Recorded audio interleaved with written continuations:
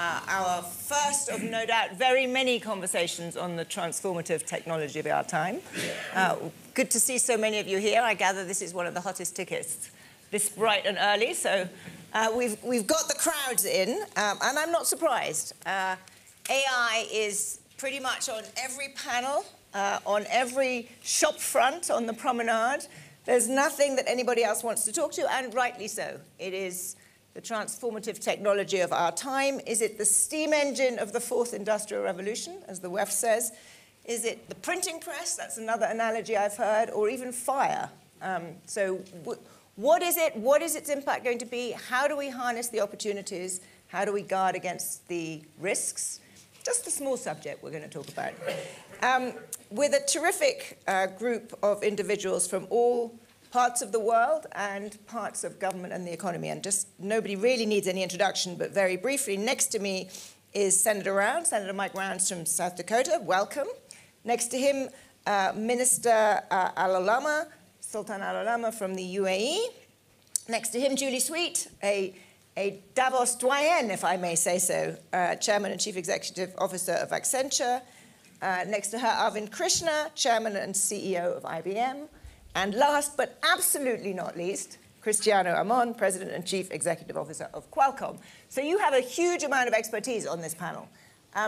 Let's get going. And I'm going to start, because you're sitting next to me, Senator, with you, which is, if this really is the steam engine of our time, let alone the fire of our time, how do you think about AI, and how do you think governments should think about AI? Thank you. And this is a very timely subject matter for all of us. I'm on the Armed Services Committee, and I'm on the Intel Committee. I look at it in terms of what it means for national defense and what different countries will be doing using artificial intelligence. Artificial intelligence, whether you're talking about what used to be air, land, or sea, now you're talking not just about air, land, and sea, you're also talking about space and cyberspace. Artificial intelligence will impact how we fight wars in all of those domains. It speeds everything up. What used to be something that took time in the old days of a couple days to get ready, now we're talking milliseconds. And the country with an army or an armed services that has employed artificial intelligence will have a leg up on everybody else in all of the domains. Well, that's a sobering moment to start on. Thank you, but you're absolutely right. So that's one end. Minister, let's turn to you, because UAE is a country that has really grasped this technology, and you are now, you have built a model which is one of the, more impressive models around, Falcon, as those of you know. You're clearly making a bid to be a very big global player in this space. Explain to us why and what your goals are.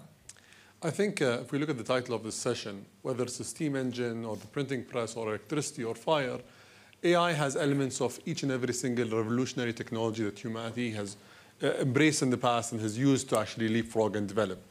What is it equivalent to? I think it's its own technology. There are certain elements of it that are going to scale up intellect and, let's say, the brain power that countries have, as well as their ability to compete on the global front, especially if there are countries that are medium-sized or smaller compared to the large giants around the world. In the UAE, we believe in the power of artificial intelligence as well as proactive regulation. So instead of rejecting it, how do you use it effectively and how do you embrace it? I will use a statement that I've used in the past. I think our motto for artificial intelligence is very important, and there's a good way for you to understand how important it is.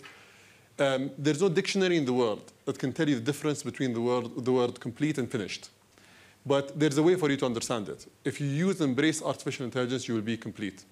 If you do not and you're late, you'll be finished.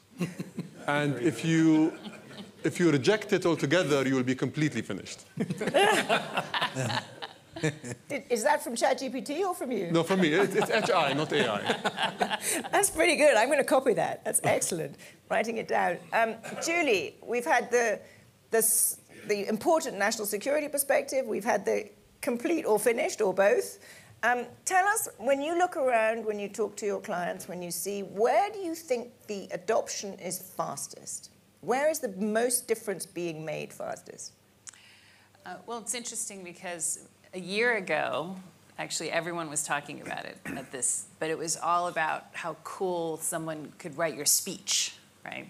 That was like the whole thing here. Wow, you know, I did my strategy. It's very different a year later, right? So we're working on over 700 projects. They're across industries. So a lot of times people will ask me, well, which industries are going fastest? And I said, actually, that is a recipe for dangerous complacency, because actually every industry has leaders who are working very quickly in it. And they fall into two camps. If you're not ready to use it, so you don't have the right data, you're not in the cloud, then they're experimenting with things that come from their applications, their ecosystem, so you know, things like Microsoft Copilot. But if they actually are pretty advanced, then they're doing things right at the core of their operations in every single industry. So when you see a pie chart and you say, oh, I'm an energy company and I'm the smallest, you know, relative to, say, life sciences, which is going fast, there's no room for complacency, because in energy, there are companies who are moving quickly.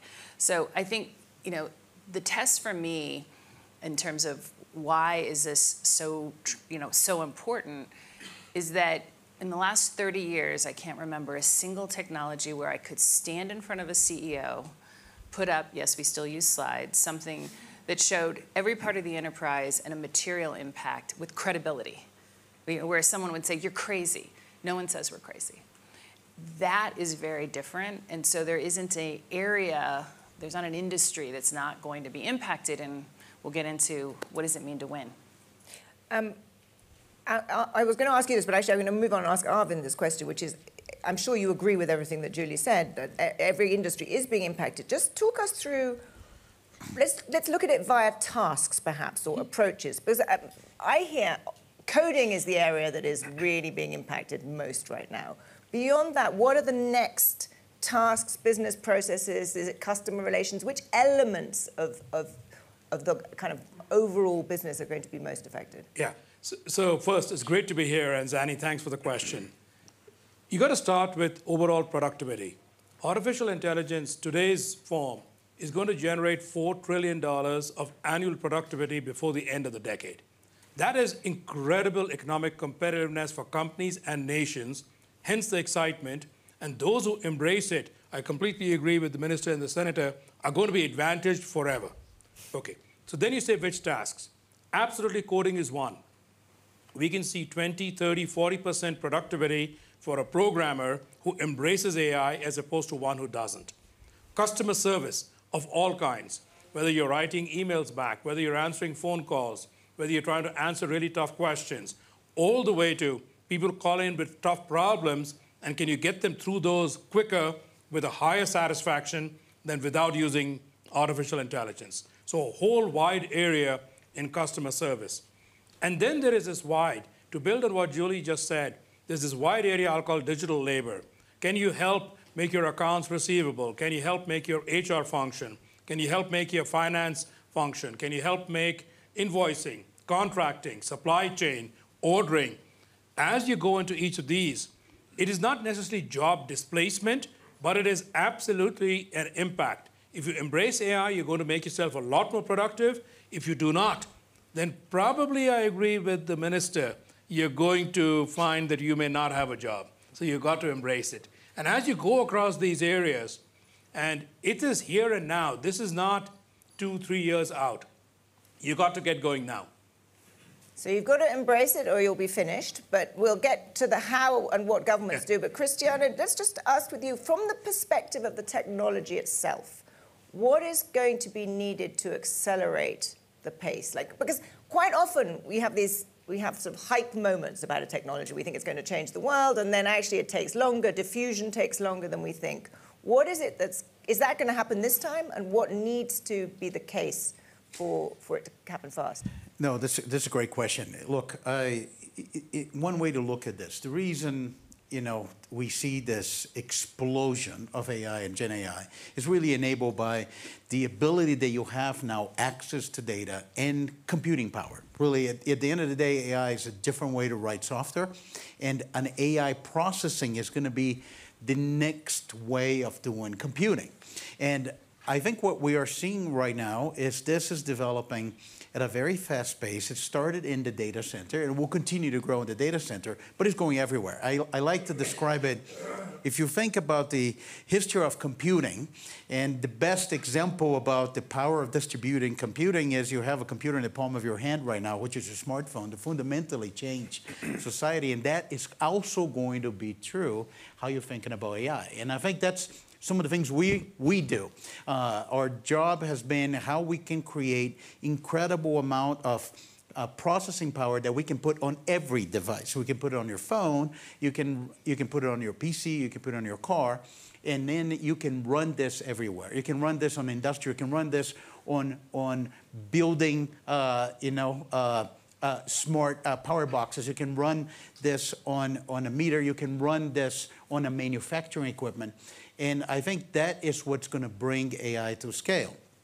And it's a different way of thinking about computing. Look, Julie and Arvind gave a bunch of examples on the enterprise, and the transformation of the enterprise is big. I'm going to give a little bit of some examples different on the consumer side. We just had CES show a couple weeks ago, so we did a demonstration, I think, together with our partner BMW. You get the entire database of the car, you put it into the dashboard. You're in your car, you get a little light on the panel, you ask the car, what is this light? And the car will say, this is what it is, this is what could possibly happen, this is where where it specifically is the problem, here's how you can drive it. I think you should set up an appointment. I already checked the availability, I'm going to set up an appointment for you. And you'll be able to have a contextual conversation with your car. And the same thing, you can see how people can use this tool for training and do tasks that you don't know how to do it, and the AI is going to teach you how to go step by step. What I like also is how it's changing how we as a human interact with computers. Today, you have, and I go back to the smartphone example because it's so much a part of our daily lives. You have applications, and you, the human, you go in and you operate, touch one app, get an information from one app to another app.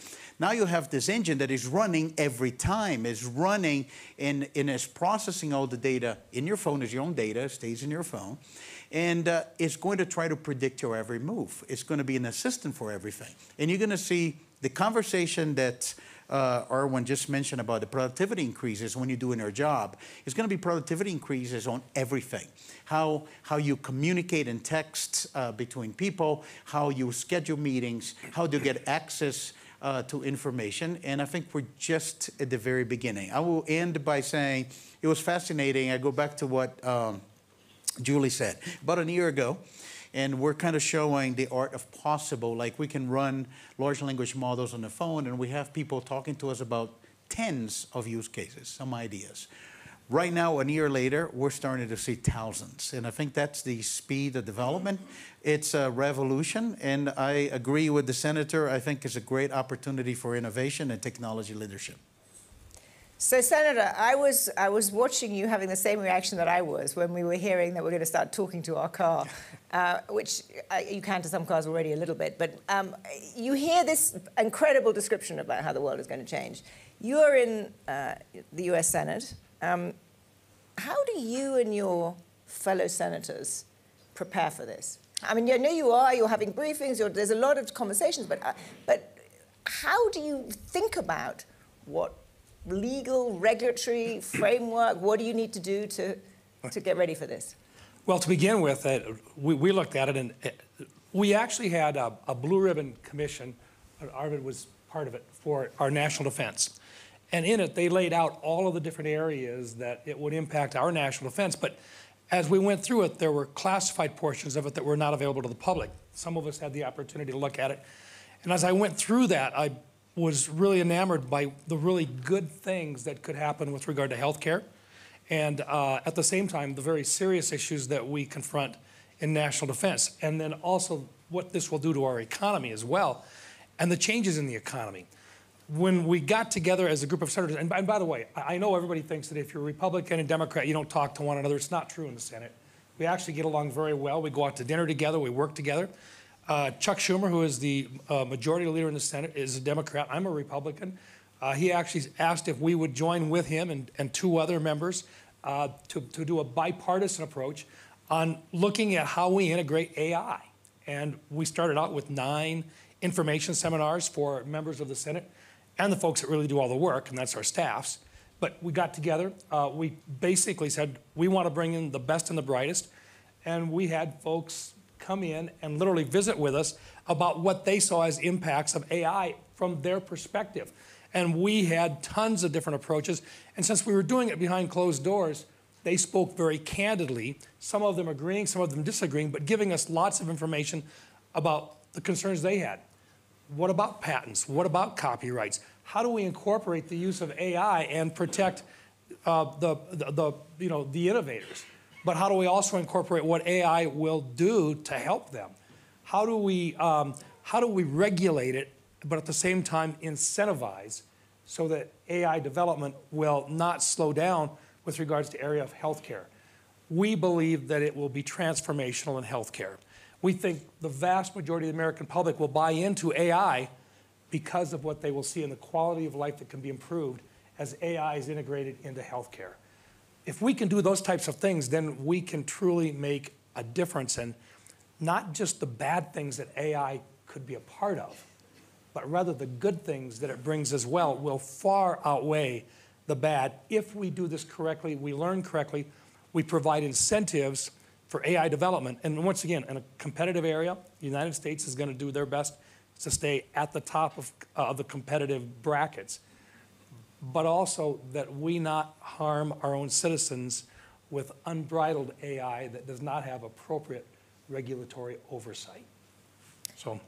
In a second, I'm going to get you some free, unsolicited advice from the 3 industry representatives here. But Minister, let's first hear from you, because a sort of similar question that I asked the Senator, but tell us a bit about how the UAE's approach to this, because you completely finished. You don't want to be, you're certainly not completely finished. You're perhaps the opposite, thanks to AI. Just tell us, you're harnessing capital, data, you now have the actual LLM itself.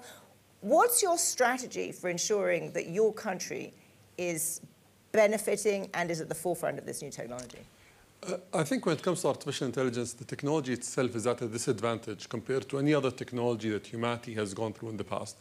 There's a lot of negative stigma because of the movies that we watched as children, the science fiction books, the Terminator and iRobot and others, about AI taking over the world and destroying humanity. It doesn't mean that these risks are not risks that could possibly happen, but the possibility of them happening are very low today compared to the possibility of the positives of the technology that we can deploy, as the Senator said, and as well the industry leaders have said on the panel.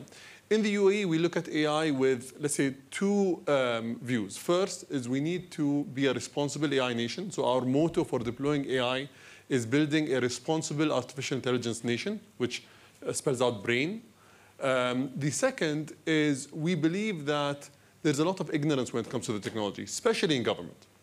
So when you look at the industry players, they have a lot of expertise at hand, and they're actually developing the technology. When it comes to government, our first reaction is we don't understand it, let's put red tape around it and let's ban it. We want to have a different approach. If we look at certain things like climate change, right? There are very similar challenges when it comes to climate change and AI.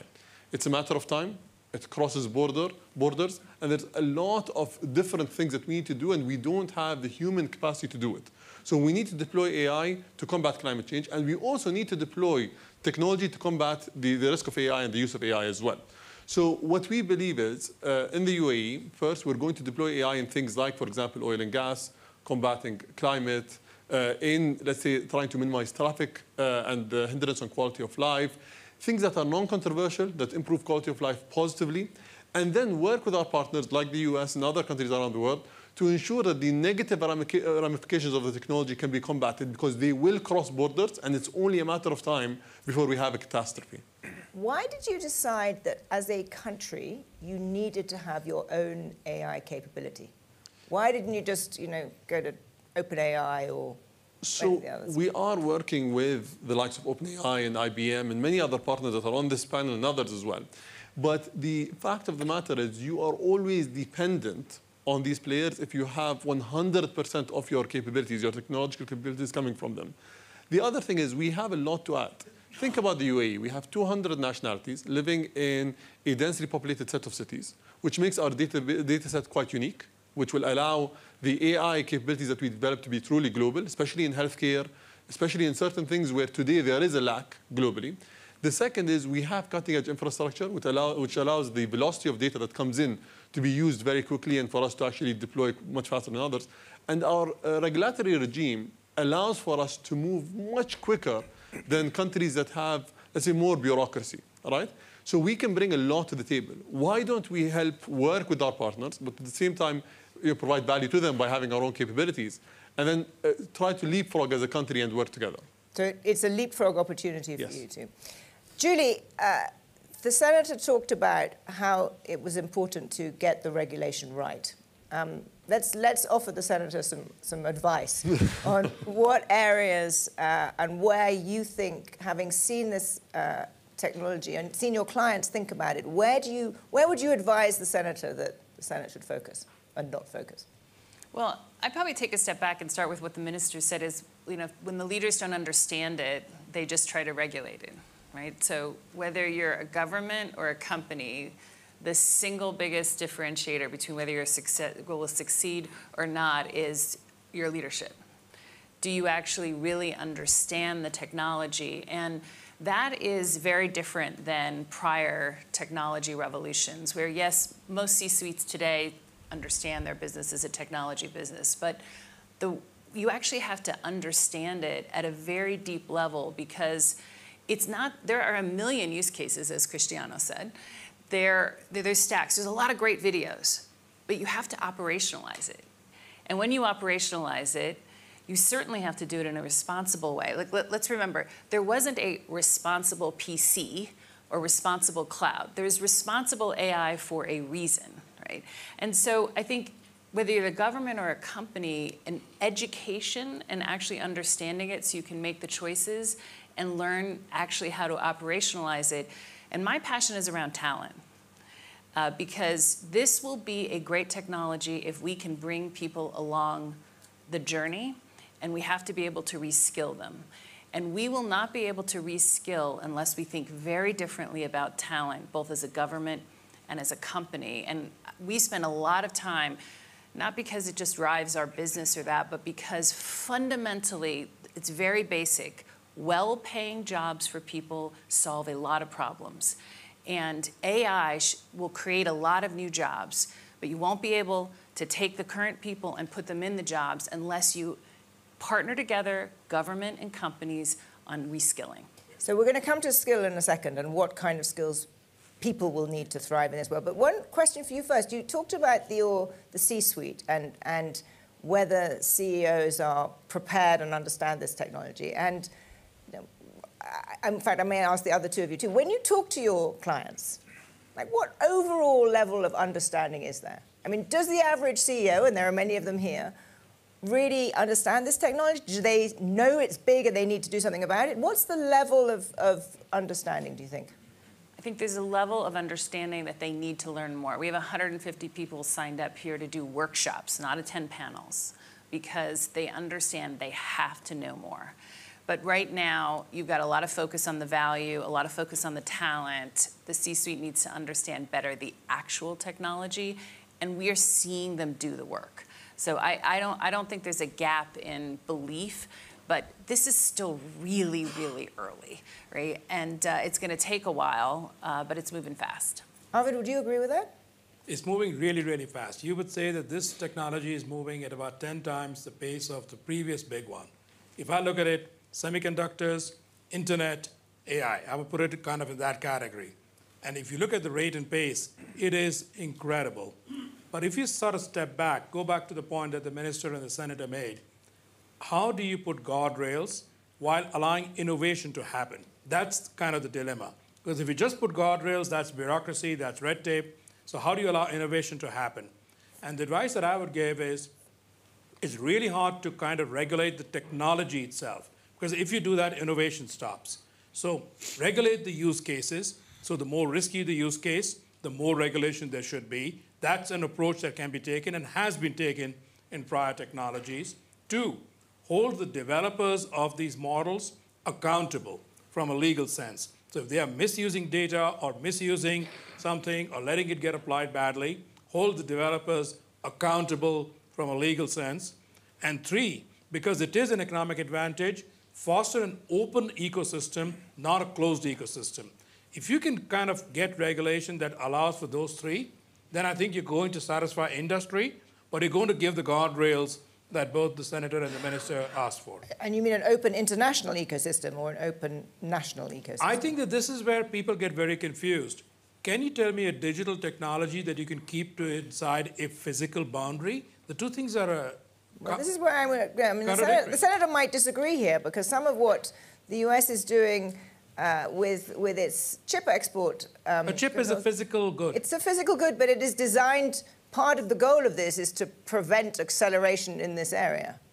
Yes, but can you allow others, or are you stopping others from accessing a cloud service from over the internet? Of course not.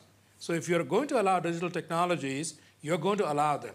Then there are certain activities of a nature the senator talked about where they do not want to access it remotely, they need it physically.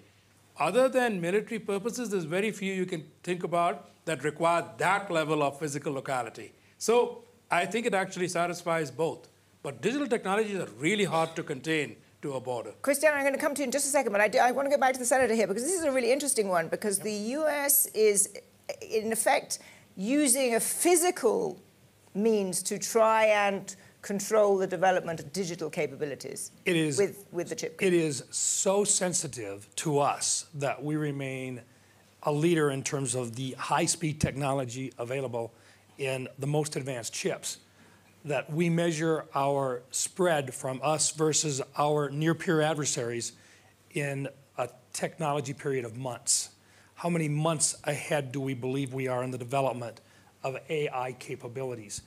And by simply restricting the availability of chips, and in fact the most advanced chips, we know it's not a long-term success, but it is a short-term success while we can slow down other development while we proceed as best we can to maintain our competitive edge.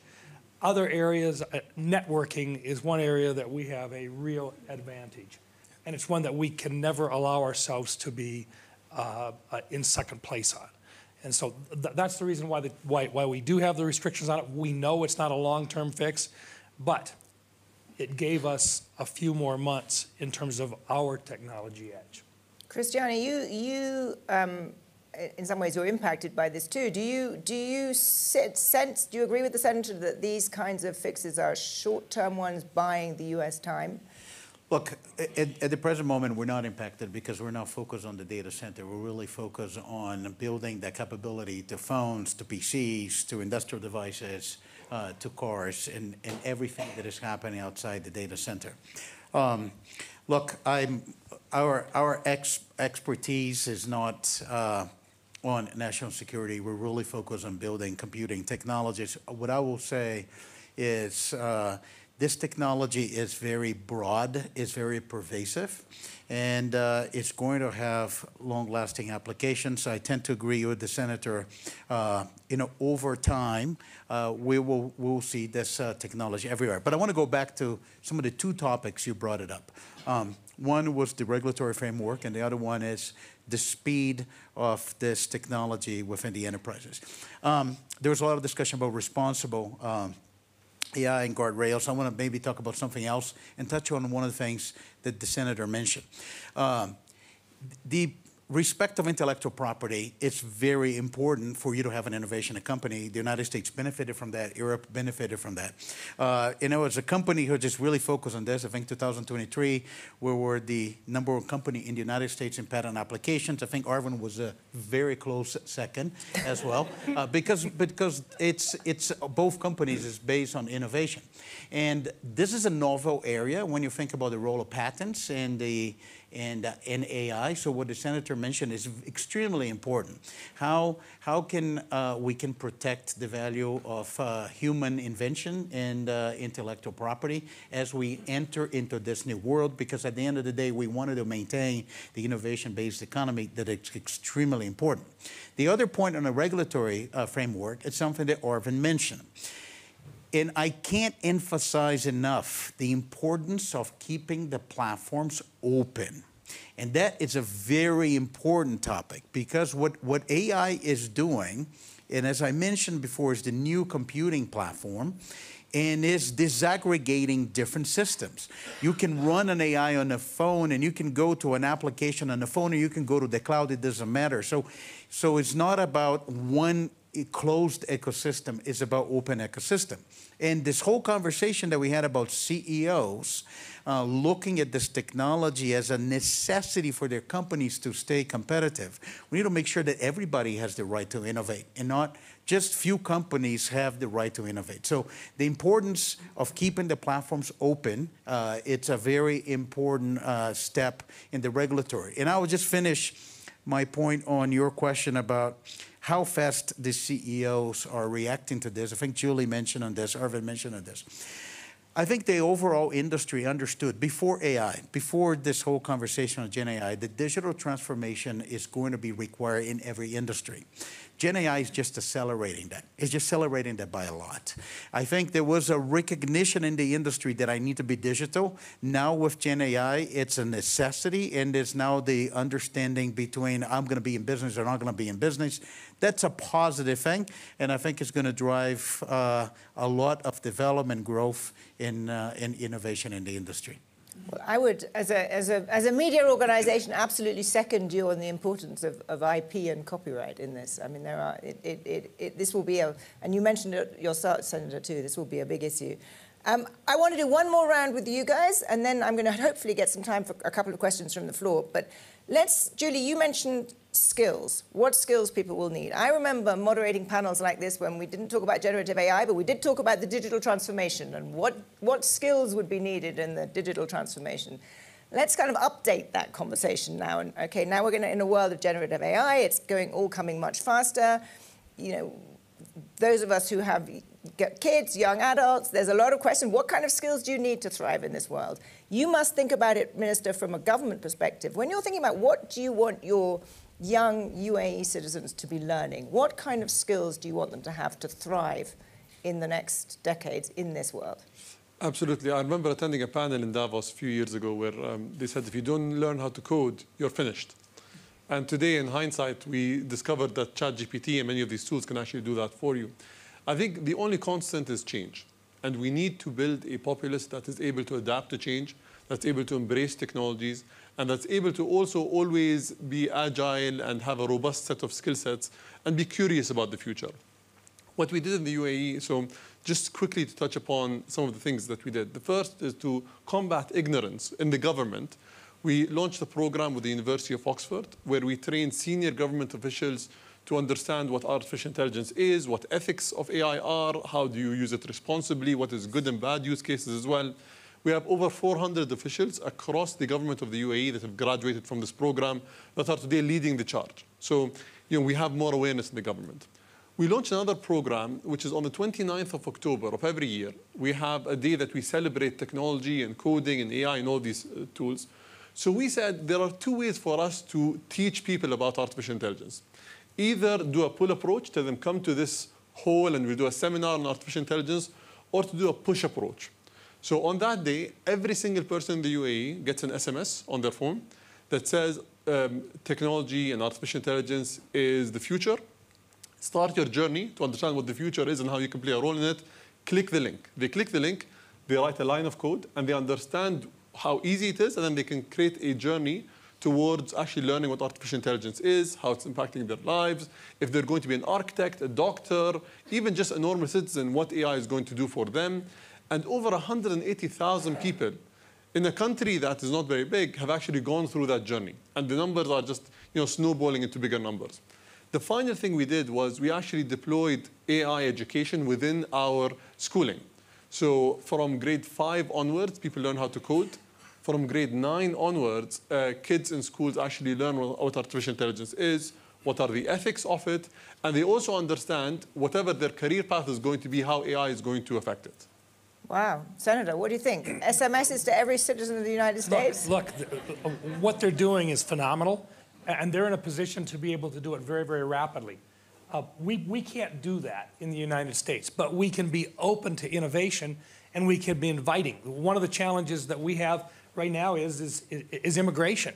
And we have in the United States, we have a lot of people that would like to come to the United States who are very, very capable of being real winners in terms of the development of AI, and we need to be inviting to them. I tell my colleagues, I said, can you imagine the world today if we had not allowed Albert Einstein to immigrate into the United States? The same thing goes on right now with regard to AI, and there are lots of people out there who want to participate, and in the free world, we need to make sure that those individuals have an opportunity to go where they want to go, and we want to be able to compete by having an inviting workplace for those individuals as well as across our entire country, allowing for the education of individuals regardless of if they're in a rural state or in an urban community, to allow that to happen. South Dakota, I'm in the middle of the country. I have 880,000 people in the entire state. But we've got Dakota State University, which is specializing in cybersecurity and artificial intelligence. In fact, Arvid and I had spoken about that. And we want that for young people that might not otherwise have an opportunity to grow the talents that they have. We have to take advantage of these young people and the talents they've got and allow that to grow. And so what you're doing is one major step forward, and I think it's very forward-looking. So just to comment on that, we are working very closely with the US. So we shared the curriculum that we did with Oxford with my counterpart in the US that's leading the AI charge as well. I don't think there's an apples-to-apples comparison. The US is a continent compared to the UAE. The UAE is it's the size of one of the states, of the 50 states of the US. So I don't think you can emulate exactly what we're doing, but we can learn from each other. Yes. And what was one thing that you think you can teach or work with that others can learn from you, even if their size is much bigger? So we've been doing this since 2017. So I've been appointed in 2017. We learned a lot. We also learned as well that there's a lot of hype relating to this, and governments tend to over-regulate at times because of the unknown and the ambiguity. But if we work together, we're able to see where we learn from each other and what we can do. I'll give you a simple example. In 2017, the whole conversation was about self-driving cars. If we don't regulate them, the world's going to end because these cars are going to crash and they're going to kill people and all these things. And it was a matter of time. So we need to regulate it now. Did we regulate self-driving cars? Not yet. Did it change the world? Not yet. It will change the world in the future.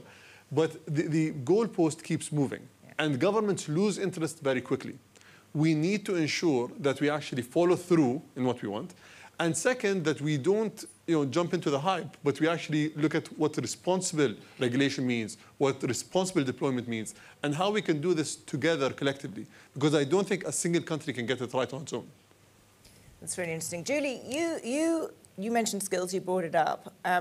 One of the things that I think probably we did less well in the first era of globalization was to think about what skills people needed to thrive, particularly in the US and other advanced economies. That's one of the reasons that there was this backlash against trade. We didn't actually equip people to have the skills they needed. What are the skills now that you think people need? I mean, is it coding? Is it, as the minister says, an ability to keep seeking the new? What makes people flexible and do that? What kinds of skills do you think, when you see your clients, what are the skills that the employees are thriving with? Well, let me be very practical. We have 740,000 people. We hire 100,000 a year.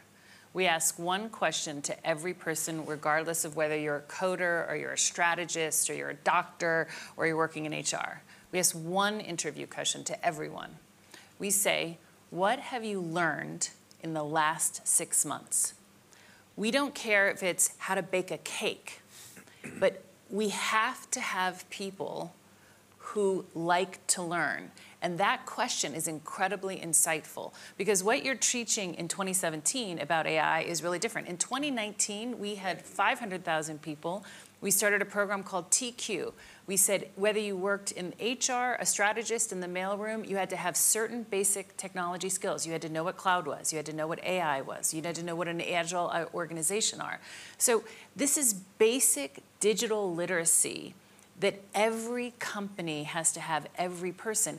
And that meant, that was traditional AI. When Gen AI came on, we already had all of our people, because we're using it in how we run, our people understand the concept. So when we say, we now want you to work differently using this technology, they're not starting from, can you explain AI? So you have to have people who want to learn and build a learning culture. We invest $1 billion a year in training.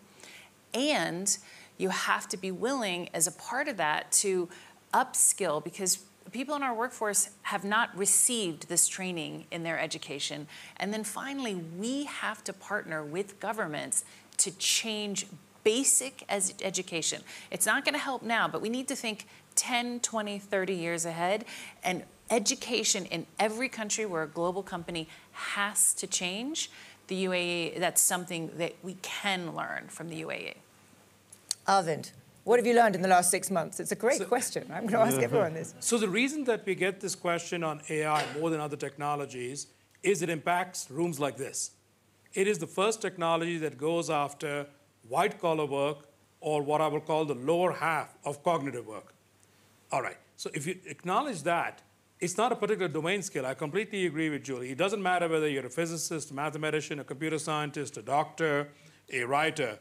It means that if the lower half of cognitive work gets taken over by Gen AI, it implies that you've got to learn critical thinking. That means critical thinking, regardless of which domain you're in, becomes the skill that is far, far more needed. Of course, it means that you need to keep learning, and continuous learning, I think, is a hallmark. A statistic there, half-life of skills used to be 30 years, it's now 7 years. So if you think about that, that means that an average career, you're going to change 5 times your overall skills. A practical suggestion, we have 250,000 people. We took a week last August. We gave a task or a challenge. People could go modify those challenges. Everybody had to form teams, 1, 2, 3, 5 people, your choice.